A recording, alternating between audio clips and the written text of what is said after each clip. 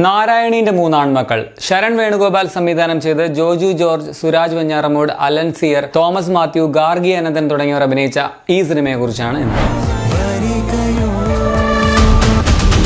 മരിക്കാറായി കിടക്കുന്ന നാരായണിയുടെ അടുത്തേക്ക് മക്കളിൽ ഇളയവനായ ഭാസ്കറും ഭാര്യ നഫീസയും മക്കളും എത്തുന്നതും തുടർന്ന് ആ വീട്ടിൽ നാരായണിയുടെ മൂന്ന് ആൺമക്കൾക്കിടയിൽ ഉണ്ടാകുന്ന സംഭവങ്ങളുമാണ് ഈ സിനിമ പറയുന്നത്. വളരെ സിമ്പിൾ ആയിട്ടുള്ള ബ്യൂട്ടിഫുൾ ആയിട്ടുള്ള ഒരു നല്ല പടമാണിത്. ഒട്ടും പ്രതീക്ഷയില്ലാതെ കണ്ടതുകൊണ്ടാണോ എന്തോ എനിക്ക് പടം ഇഷ്ടപ്പെട്ടു. ഞാൻ ഈ പടത്തിന്റെ ഡയറക്ടർ ആരാണെന്നൊന്നും നോക്കിയിട്ടുണ്ടായിരുന്നില്ല. പിന്നെയാണ് മനസ്സിലായത് നാഷണൽ അവാർഡ് നേടിയ പാതിരാ സ്വപ്നം പോലെ എന്ന ഷോർട്ട് ഫിലിമിന്റെ സംവിധായകനാണ് എന്ന്. അത് പടത്തിന്റെ മേക്കിംഗ് ക്വാളിറ്റി കാണാനുണ്ട് കേട്ടോ. നമുക്കറിയാത്ത കഥയൊന്നുമല്ല ഇത്. വളരെ പണ്ട് തന്നെ ആൾക്കൂട്ടത്തിൽ തനിയെ, അല്ലെങ്കിൽ തിങ്കളാഴ്ച നല്ല ദിവസം, അരയന്നങ്ങളുടെ വീട്, അങ്ങനെ ഒരുപാട് സിനിമകൾ ഈ ഒരു പാറ്റേണിൽ വന്നിട്ടുണ്ട്. എന്നാൽ ഈ സിനിമയ്ക്ക് അതിൻ്റെതായ ഒരു ഐഡന്റിറ്റി ഉണ്ട് താനും. അത്യാവശ്യം ടച്ചിങ് ആയിട്ടുള്ള ചില മൊമെന്റ്സ് ഉണ്ട്, എന്ന് വെച്ചാൽ ഓവർ ഡ്രമാറ്റിക് ആയിട്ടുള്ള താനും. പടം കണ്ടുകൊണ്ടിരിക്കുമ്പോൾ ഇത് നമ്മുടെ ജീവിതത്തിൽ സംഭവിച്ചതല്ലേ എന്ന് തോന്നുന്ന വിധത്തിൽ നന്നായിട്ട് നമുക്ക് റിലേറ്റ് ചെയ്യാൻ പറ്റുന്നുണ്ട്. ഇമോഷണൽ ആയിട്ട് കണക്ട് ആവുന്നുമുണ്ട് സിനിമ. ഈ പടത്തിൽ കുറച്ച് കോംപ്ലിക്കേറ്റഡ് ആയിട്ടുള്ള ഒരു ബന്ധം കാണിക്കുന്നുണ്ട്. മലയാളത്തിൽ ഒരു പക്ഷേ അങ്ങനെ അവതരിപ്പിച്ചിട്ടില്ലാത്ത ഒരു കാര്യമാണെന്ന് പറയാം. നമുക്ക് അംഗീകരിക്കാൻ കുറച്ച് പാടാണ്. പക്ഷെ അങ്ങനെ നിരവധി പേരെ നമ്മൾ കണ്ടിട്ടുമുണ്ട്. അത് മാത്രമല്ല, പണ്ടുണ്ടായിരുന്ന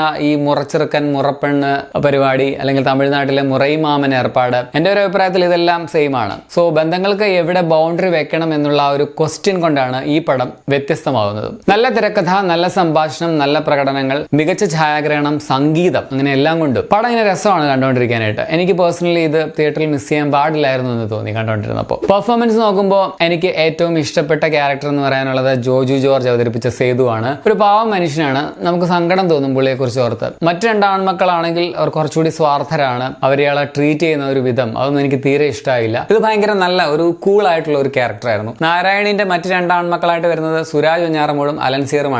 പല കാര്യങ്ങൾ കൊണ്ടും എനിക്ക് ആ രണ്ട് കഥാപാത്രങ്ങളോട് നല്ല നീരസം തന്നെ തോന്നി. അത് അത്രയ്ക്ക് ഗഡുവായിട്ട് അവർ ആ റോള് ചെയ്തു വെച്ചതുകൊണ്ടാണ്. പിന്നെ എനിക്ക് ഇഷ്ടപ്പെട്ടത് ഇതിലെ പിള്ളേരാണ്. ഗാർഗി അനന്തൻ അവതരിപ്പിച്ച ആതിരയും തോമസ് മാത്യുവിന്റെ നിഖിലും. സംവിധായകന്റെ ആദ്യത്തെ ഷോർട്ട് ഫിലിമിൽ ഗാർഗി ഉണ്ടായിരുന്നു. ഇതിൽ പടത്തിൽ വളരെ സ്ട്രോങ് ആയിട്ടുള്ള ഇൻട്രസ്റ്റിംഗ് ആയിട്ടുള്ള ഒരു ക്യാരക്ടറാണ് ആതിര.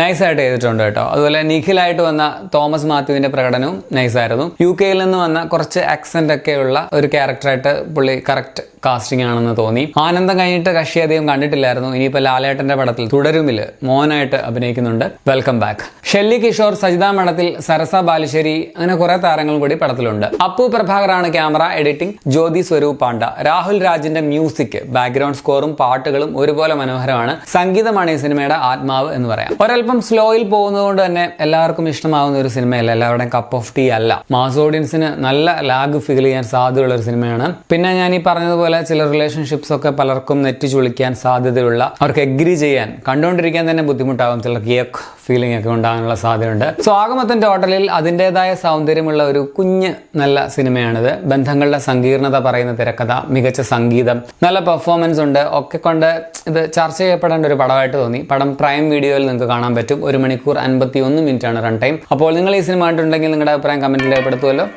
ശരിയെന്നാ.